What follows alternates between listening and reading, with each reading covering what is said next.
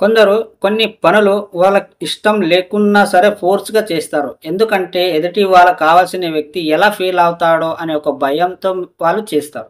For example చిన్నగా చెప్పాలంటే ఒక వీడియో ఉంది. ఇప్పుడు నేను నా ఫ్రెండ్‌కి ఇలా అడిగాననమాట. నా ఫ్రెండు తన వీడియోకు డైలీ లైకులు కొడతాడు. కానీ వాడు చూడడు. ఎందుకు చూడడంటే వాడు ఫ్రెండ్ కాబట్టి ఒక లైకులేసి ఆ వీడియో చూడకుండా స్క్రోల్ చేస్తాడు.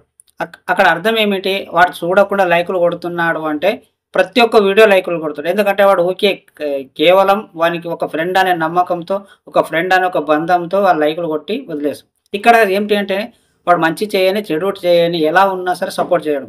ఫస్ట్ అది మంచిగుంటేనే సపోర్ట్ చేయండి. చెడుగుంటే సపోర్ట్ చేయము. నీకు నచ్చితేనే సపోర్ట్ చెయి. నచ్చకపోతే వదిలేసేయి. నీ ప్రేమతో లైకులు కొట్టు. ఒకవేళ నీకు హార్ట్ కనెక్ట్ అయితేనే లైకులు కొట్టండి. ఎక్కడ కూడా మీరు ఎవరికీ కూడా ఫోర్స్‌గా ఏది చేయకండి. వాడేదో ఫీల్ అయితాడు, వీడేదో ఫీల్ అయితాడు, నా ఫ్రెండు, వీడు ఇవన్నీ వద్దు. నీకు ఇష్టమైతేనే ఏ పని అయినా చేయడానికి మొదలుపెట్టు. వాడేదో ఫీల్ అయితాడని వదిలేయకు. ఎందుకంటే నువ్వు వీడియో పూర్తిగా చూడనప్పుడు లైకులు కొట్టి వేస్ట్ అది. ఎందుకంటే ఫ్రెండ్ అని నువ్వు సపోర్ట్ చేయకు. ఫ్రెండ్ అని కాదు. నీకు నచ్చితేనే చెయ్యి. ఎందుకంటే ఒక తప్పు పని చేసినప్పుడు కూడా సపోర్ట్ చేస్తే అది నీ తప్పు అవుతుంది. అర్థమైందా? ఎవ్వరికి నీకు ఏమంటే నీకు బలవంతం అనేది వద్దు. ఎవరు ఫీల్ అయితారని వద్దు. నీకు ఇష్టం ఉంటే, నీకు హార్ట్‌కి టచ్ అయితే లైకులు కొట్టు. ఒకవేళ నువ్వు పూర్తిగా చూడకుండా నేను ఊకే లైకులు కొడుతూ ఉంటే, వాడు ఎలాగో ఫీల్ అయితాడు. వాడు ఊకే లైకులు కొట్టి వదిలేస్తాడని. అంత ఉండదు. నీకు ఇష్టమైతేనే ఏ పని అయినా చెయి. ఫోర్స్‌గా చేయకు.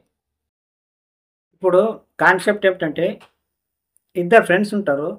ఒక ఒక పాఠం ఉంటది. ఆ పాఠంలో విన్న తర్వాత ఒకటే లైన్ ఉంటది. ఆ లైన్‌కి వీడొక రకంగా చెప్తాడు. వీడొక రకంగా చెప్తాడు. ఉన్నది ఒకటే లైన్.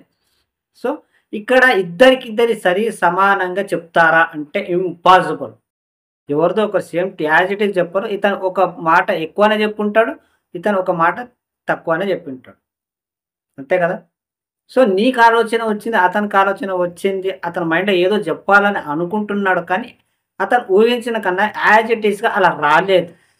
కొంచెం అక్కడెక్కడ అయింది. సో, నీ లైఫ్‌లో కూడా అంతే. ఇప్పుడు ఇద్దరిని కంపేర్ చేసినప్పుడు ఒకటే లైఫ్ స్టైల్‌లో కంపేర్ చేసినప్పుడు ఎంతో కొంత మైండ్ సెట్ అనేది చేంజ్ అవుతది. నువ్వు చెప్పినట్ల పాఠం వాళ్ళు నువ్వు చెప్పిందే వేరుగుంటది. వాళ్ళు చెప్పిందే వేరుగుంటది. నువ్వు ఎంత కాపీ కొట్టినా సరే ఎంతో కొంత నీకు డిఫరెంట్ అనేది ఖచ్చితంగా వస్తది. చాలామంది కొడుతుంటారు కదా! డబుల్ యాక్షన్ ఉన్నప్పుడు సి ఏమంటారు ఫేస్ ఒకటే సేమ్ ఉంటదేమో గానీ ఆలోచనలు వేరేగుంటాయి. తన మొత్తం మైండ్ సెట్టే వేరేగుంటది. ఒక్కరిది వేరే వేరేగా ఉంటది. కేవలం మన బాడీ మాత్రమే ఒకటుంటది. అర్థమైందా? ఇంకొకరికి నువ్వు ఎప్పుడు కంపేర్ చేసుకోవద్దు జీవితంలో కూడా. కంపేర్ చేసుకున్నప్పుడు మన మీద మనకే నెగెటివ్ అనేది వస్తది. అంతే.